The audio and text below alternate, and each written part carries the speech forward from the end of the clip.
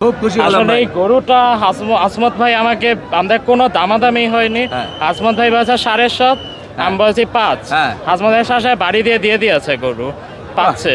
আমার কোনো দামাদামি হয়নি, 1 মিনিটে আসমত ভাই গরু দিয়ে দিয়েছে। মানে মেঘ না চাইতে বজ্রপাত হয়ে গেছে। অবশ্যই এরকমই কিছু। বাহ, বাহ, খুব সহজে হয়ে গেল, জি। আর কোনো কথা হয় নাই। আর কোনো কথা হয়নি। তাহলে কি 5 লাখই হয়ে গেল? জি। আপনারা কোথা থেকে আসছিলেন? ফকিরাপুর। ফকিরাপুর। জি।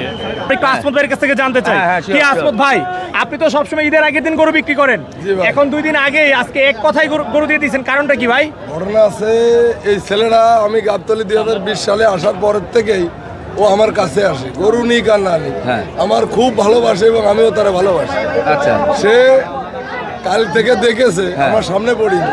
আজকে তার আব্বা রয়েছে ওই পাশে এবং ম্যানেজার আছে, হ্যাঁ। আর সেই ম্যানেজারে পাঠাইছে, আমার বললো দাম কত। হ্যাঁ।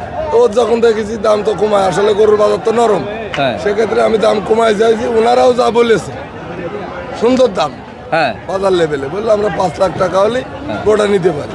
আমার 6টা গরু, হ্যাঁ। আমি মনে করলাম তাহলে একটা গরু বৌনি করি, আচ্ছা। সেই সুবাদে বললাম যে টাকা দেন, দিয়ে দিলাম। আপনি তো গরুর দাম 12 লাখ টাকা হাঁকিয়েছিলেন, 12-15 লাখের এখন বাজারে বড় গরুর অভাব নেই, হ্যাঁ। সেক্ষেত্রে এই গরুর দাম 3 লাখও বলে, আচ্ছা। 2.5 লাখও বলে, একজন 1.5 লাখও বলেছে।